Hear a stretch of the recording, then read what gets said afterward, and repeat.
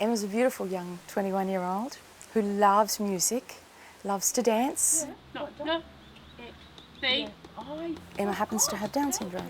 She also happens to have a mild form of autism laid over that and a hearing loss, and she was born with a cleft palate. So the combination of the hearing loss, the cognitive issues with the Down syndrome and the cleft palate mean Em's got challenges with speech. If Emmy could read or write, everything would be all right. But she can't. She can't read or write. You finished now? Okay. I was working for the Justice Department a number of years ago, and I was visiting homes where people with disability lived, and I came to this particular house for the first time, and a young Down syndrome girl came out and she was calling out, "Mum, Mum," and she saw me and she was most upset that I wasn't Mum. When I asked the support worker there, "What's this about?" she explained that the girl's mum had died some 5 years earlier and that she was still very grief-stricken and traumatised. It made me realise that when I finished work that day, I was going home to my daughter and that I needed to think way ahead and plan for her life way beyond my death. What I strive for is for Emma to be like any other 21-year-old, stand alone on her own 2 feet and earn her own living. When she was at school, they used to sometimes take them to the office and do office skills. And Em wasn't interested in anything except using the shredding machine. I wrote letters and sent them out to businesses, hundreds of letters, but the only response I did get was from a lovely man called Steve Schofield at the credit union.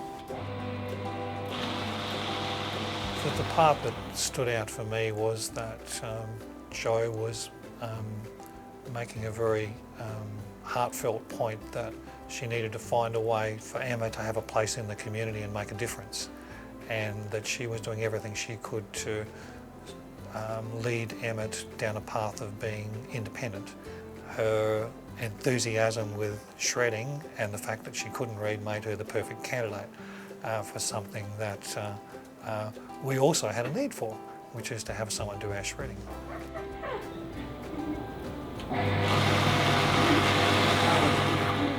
We were driving around in the car one afternoon, Emma and her dad and I, and we were just sort of mucking around thinking of silly names for the business. And she had just finished watching Ninja Turtles. And I said, "What about Master Shredder?" And she loved it.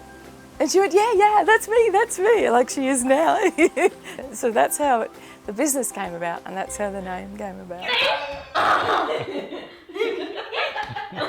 To see her now actually saying hello to people, sharing little stories about herself on the iPad and getting so excited about it, and she jumps up and down and goes, "It's me, it's me, it's me."